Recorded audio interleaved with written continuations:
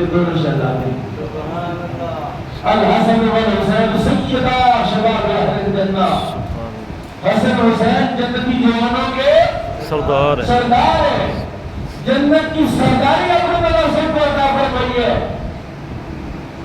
کون اعتراض کر سکتا ہے؟ کس کو یہ تکلیف اور درد ہے؟ کسی کو درد نہیں ہے، لیکن جس طرح سب کو یہ قبول ہے اسی طرح رسول اللہ نے جب یہ بات کہی کہ میں نے جتنے احسانات لوگوں نے مجھ پر کیے سب کے احسانوں کا بدلہ دے دیا، لیکن ابو بکر کے احسان کا بدلہ میں نے نہیں دیا۔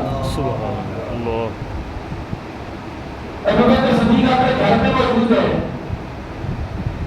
ایک دن گزر کے آئے نہیں، رسول اللہ نے پیغام بھیجا کیا بات ہے، تشریف نہیں لائے، پوچھو کیا وجہ ہے؟ عرض کیا گیا سودا صدر ڈھانپنے کے لیے کپڑا دستیاب نہیں، اس لیے نہیں آیا۔ حضور نے اپنے گھروں میں پتا کیا 9 ازواج ہے کہ گھر میں کوئی فالتو کپڑا ہے، سب گھروں سے یہی پیغام آیا کہ جو ہم نے اپنے سر پر اوڑھ رکھا ہے، جسم پر پیر رکھے، اس کے علاوہ گھر میں اور کوئی کپڑا دستیاب نہیں ہے۔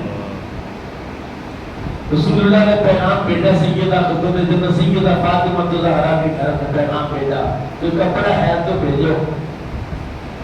کہا گھر میں تو کوئی کپڑا نہیں، لیکن میری ماں سیدہ خدیجہ الکبریٰ نے ایک سرہانے کا چھاڑ مجھے دیا ہوا ہے، اس پر کڑھائی کی ہوئی ہے، اور اس چھاڑ کے اندر کھجور کے پتے بھرے ہوئے ہیں۔ اپنی لونڈی کو وہ چھاڑ خالی کر کے دیا اور کہا جاؤ دروازے صدیق پر اور جا کے کہنا کہ میرے باپ پر آپ کے بڑے احسانات ہیں، اس کا بدلہ میرا باپ نہیں دے رہا، میں کیسے دے سکتی ہوں؟ یہ جان سے زیادہ عزیز مجھے کپڑا تھا، میری ماں کی نشانی تھی، میں آپ کی خدمت میں پیش کرتی ہوں۔ یہ ہے تعلق اہل بیت کا اور صحابہ کا۔ سیدہ فاطمہ کہہ رہی ہے کہ آپ کے احسانات میرے باپ پر ہے، میں جانتی ہوں، جو ساتھ آپ نے میرے باپ کا دیا ہے، رسول اللہ کا دیا ہے، کسی نے نہیں دیا ہے۔ میں اس کا بدلہ میرے باپ نہیں بدلہ دے رہا تو میں نہیں دے سکتی، لیکن یہ کپڑا ایک میرے پاس تھا، یہ آپ قبول فرمائیں۔ جناب سیدنا صدیق اکبر نے وہ کپڑا قبول کیا۔ کُلَّ وَسَائِلُ عَلَيْهِ أَجْرٌ إِلَّا الْمَوَدَّةَ فِي الْقُرْبَى۔ جب قرآن یہ بات کہہ رہا ہے کہ میرے کلام داروں سے محبت کرو، تو بتاؤ سب سے زیادہ قرآن آتا کسے؟ سب سے زیادہ قرآن کا فہم کسے ہے؟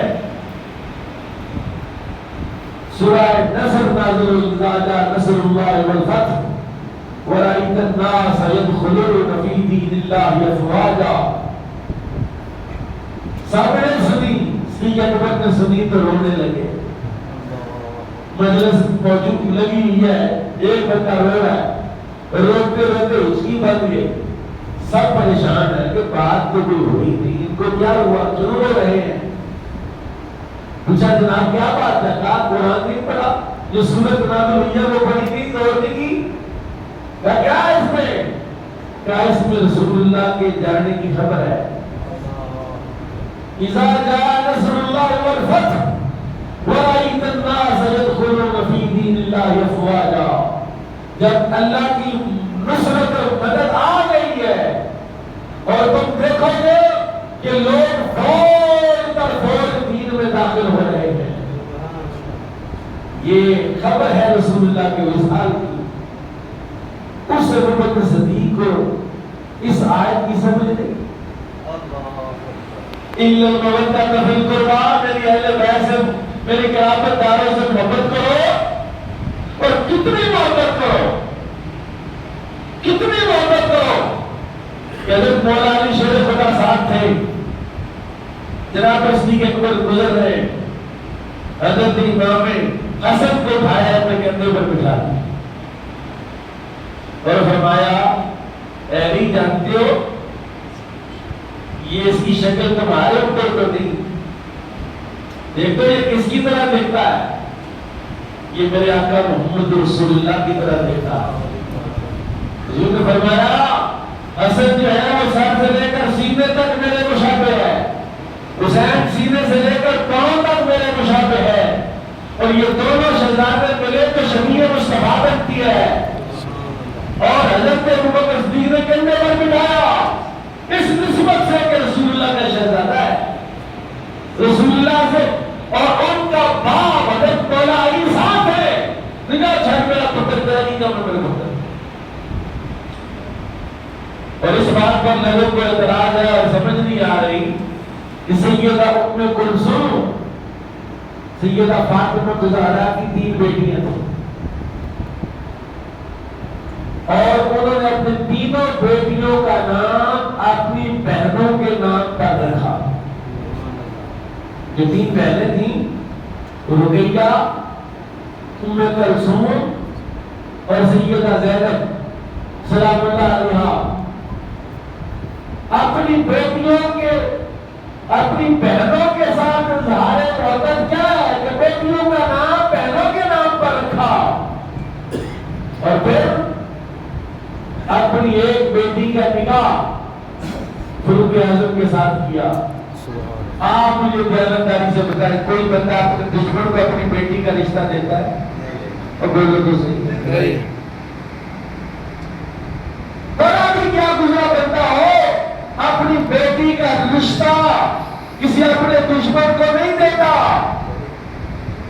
لیکن جناب فاروق اعظم کے ساتھ جناب سیدہ ام کلثوم کا نکاح حضرت مولا علی نے کیا، سیدہ فاطمہ نے کیا، اور یہ بات شیعہ علماء کی کتابوں میں درج ہے، اور ان کی فقہاء جو ہے اس مسئلے کو درج کرتے ہیں کہ بیوہ کی عدت جو ہے اس کے اپنے شوہر کے طرف میں ہونی چاہیے، یا وہ اپنی عدت جو اپنے باپ کے گھر میں بھی جا کے گزار سکتی ہے۔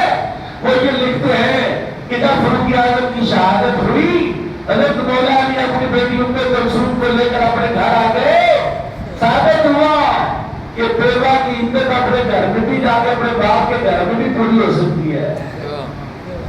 انہوں نے استشہاد کیا اس بات پر